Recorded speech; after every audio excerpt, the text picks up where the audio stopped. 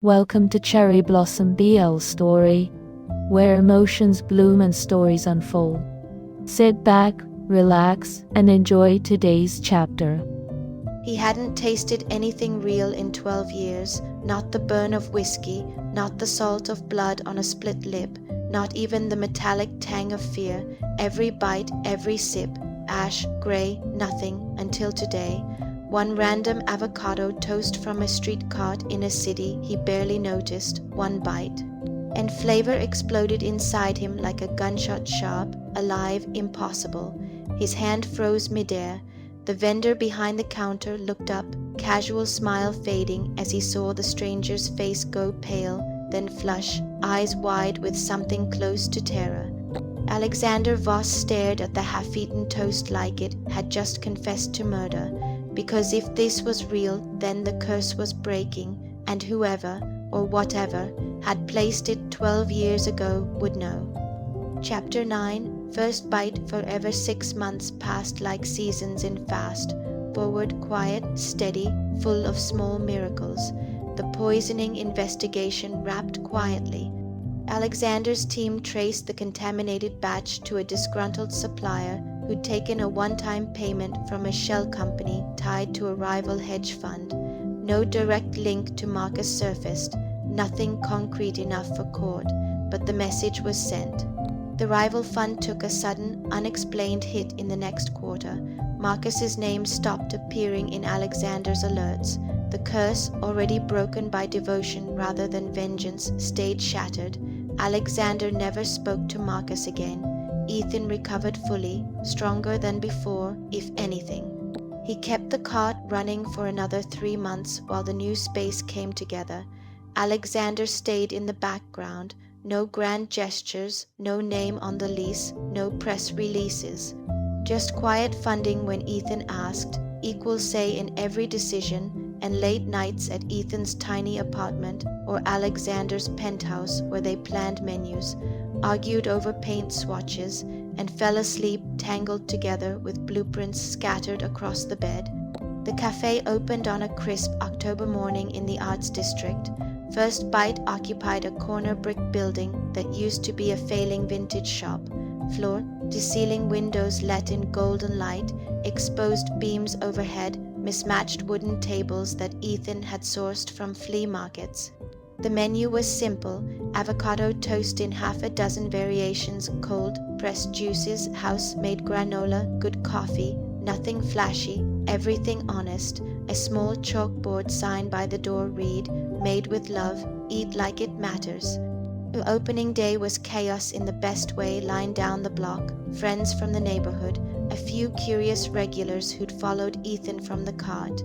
Alexander stood behind the counter in a plain black apron, sleeves rolled up, helping plate orders with surprising competence.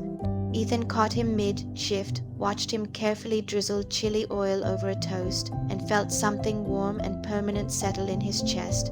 They closed at 4 p.m. That first day sold out of everything. The last customer left with a paper bag of extra herbs and a grin. Ethan flipped the lock, turned the sign to closed, and leaned against the door with a tired, triumphant exhale. Alexander walked over, untied his apron, and hung it on the hook. He looked different here, looser, lighter, no suit, no mask. Just a man who'd learned how to smile without calculating the cost. They moved behind the counter together, the space still smelling of toasted bread and fresh lime.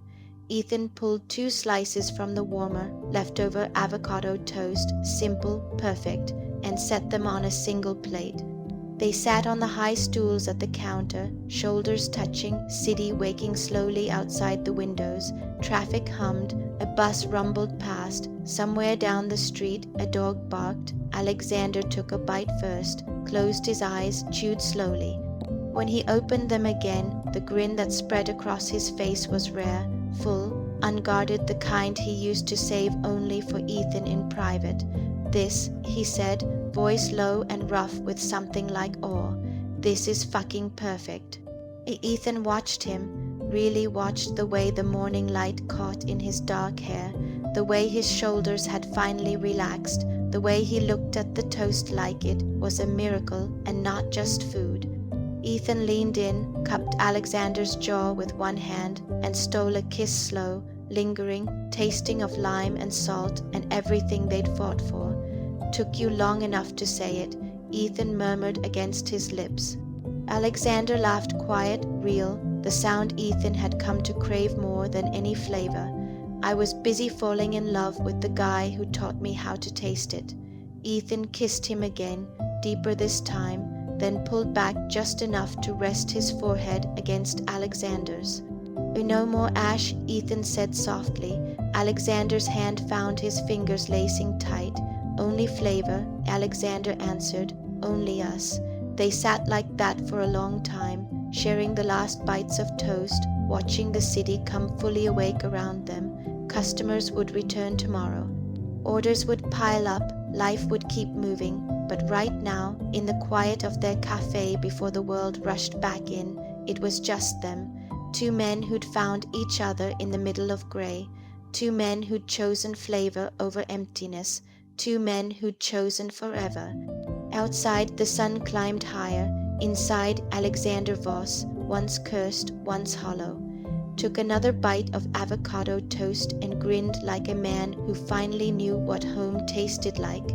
And Ethan Hayes caught guy turned cafe owner, the one who'd started it all with a single piece of bread, leaned his head on Alexander's shoulder and smiled.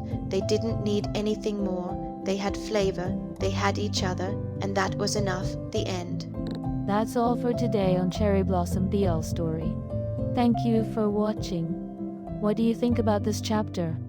Did you like it, or do you think something unexpected is coming? Comment your thoughts below.